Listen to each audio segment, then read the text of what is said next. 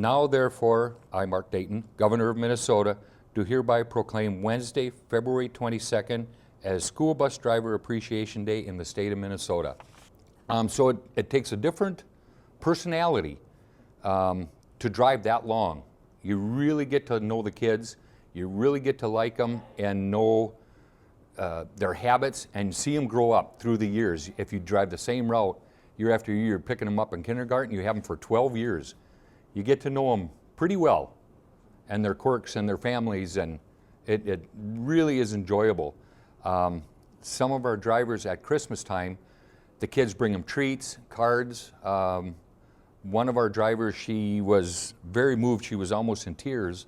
She said, "Look at this picture," and it was a picture of a school bus one of her second graders had drawn. It was just beautiful. I mean, for a second grader, very talented. And she goes, "This is what makes it worthwhile." And out the door she went, couldn't say another word. She was so moved by it. Every morning a school bus driver has to do a 42-point pre-chip inspection. And he starts by walking up to the bus, looking at it, make sure it isn't listing one way or the other.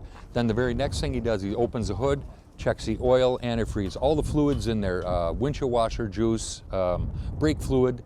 Does a general check over the motor, make sure there are no loose wires or oil dripping off or anything like that, anything that's damp or wet, make sure everything is dry.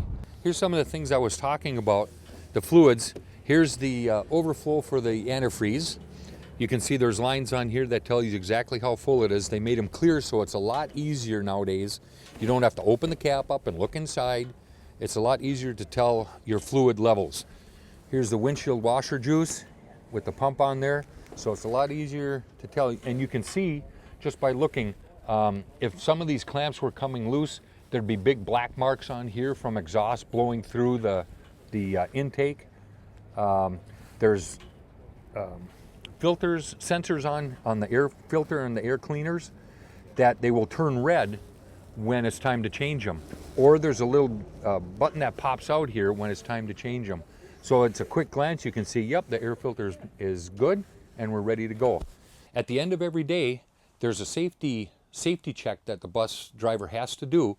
And as the bus is running, when he gets into the bus garage, he shuts the bus off, turns the key backwards and to the auxiliary position, goes back to the back of the bus. If you want to follow me, as he's going back, he checks underneath the seats for students that might be falling asleep or fell asleep or lost something. A lot of students in the winter, the younger ones especially, doze off because it's so nice and warm inside. And he has to come back to the bus. He has 60 seconds to check all the way to the back, open the back door, and push this button. Otherwise, the horn sounds. If he doesn't do this, the horn will sound, the lights start flashing, and it's a reminder to go back in that bus and check for any sleeping students.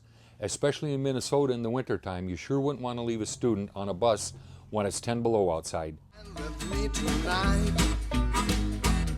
So baby, light the fire tonight. Don't stop me, honey, if you want to feel good.